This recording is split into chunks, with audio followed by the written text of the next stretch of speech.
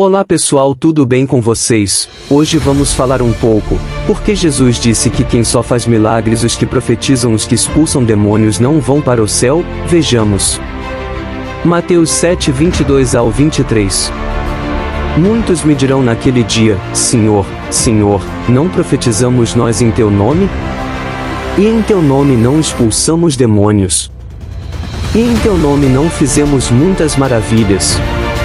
E então lhes direi abertamente: nunca vos conheci, apartai-vos de mim, vós que praticais a iniquidade. Mas por que Jesus falaria isso?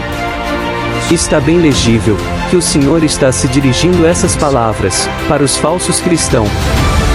Mas qual será a verdade?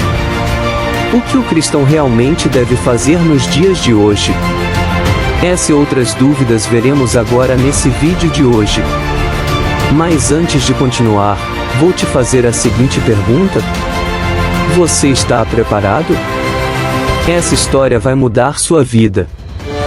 Deixe seu like, se inscreva no canal, e ative as notificações para você não perder mais nenhum vídeo.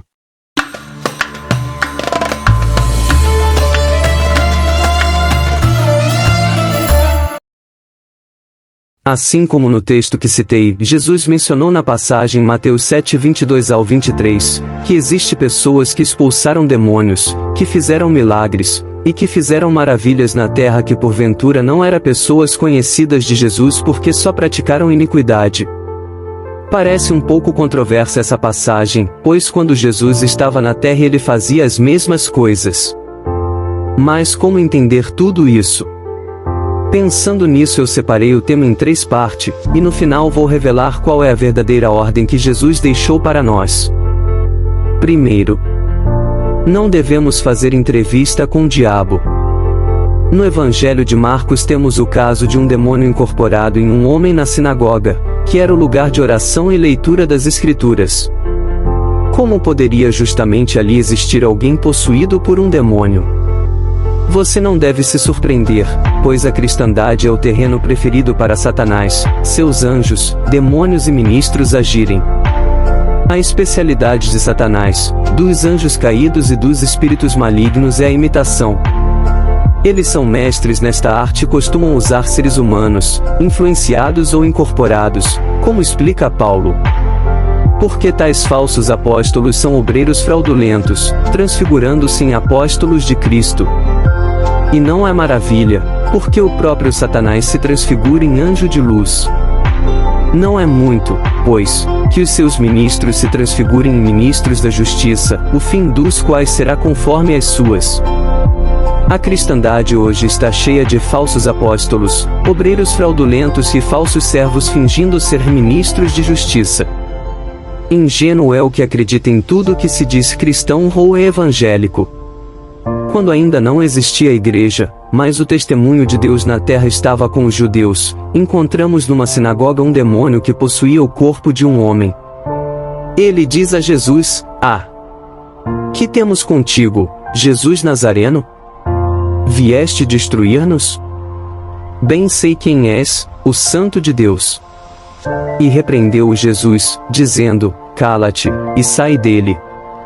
Então o espírito imundo, convulsionando-o, e clamando com grande voz, saiu dele. Marcos 1, 24, 26. Muito do que se vê por aí é pura armação envolvendo atores contratados, na melhor das hipóteses, ou então poder satânico mesmo, com o qual alguns conscientes ou não acabam se envolvendo.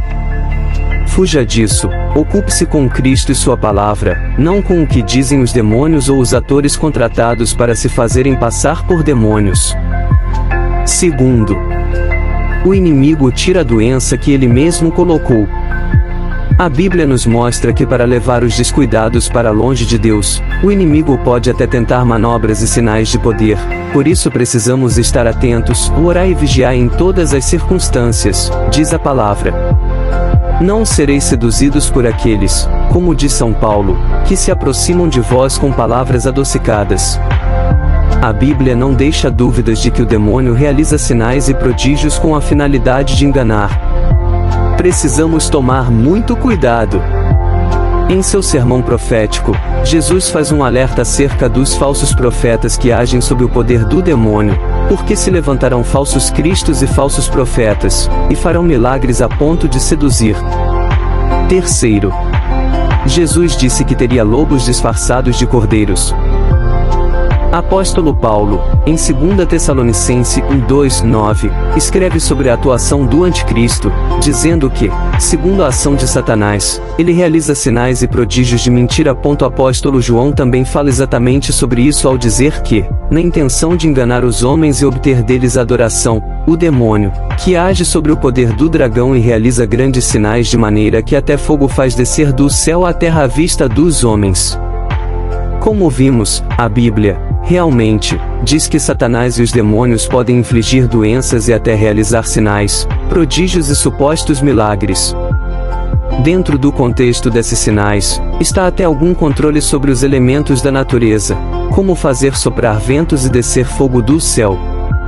Portanto, biblicamente, podemos dizer que Satanás é um ótimo fazedor de truques, por meio dos quais os prodígios são enganadores. Ele engana o homem tentando afastá-lo da verdade. Mas se Jesus não mandou curar ninguém, não mandou expulsar demônios e nem fazer sinais, o que foi que ele nos ordenou? Em Mateus 28, depois de dizer que a ele foi dada toda a autoridade no céu e na terra, verso 18, ele acrescenta a sua ordenança.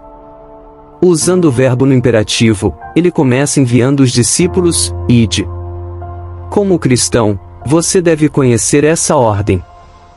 Ide, portanto, fazei discípulos de todas as nações, batizando-os em nome do Pai, e do Filho, e do Espírito Santo, ensinando-os a guardar todas as coisas que vos tenho ordenado. E eis que estou convosco todos os dias até a consumação do século. Mateus 28:19-20. Você percebeu a ordem com a qual Jesus estabelece essas ações? Siga a sequência comigo. Ide.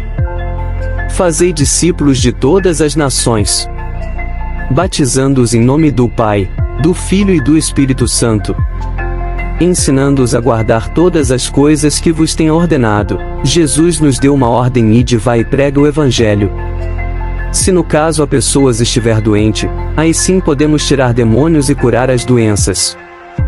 Mas o foco não é esse, e sim levar as pessoas até a palavra. Gostou desse vídeo? Deixe um comentário.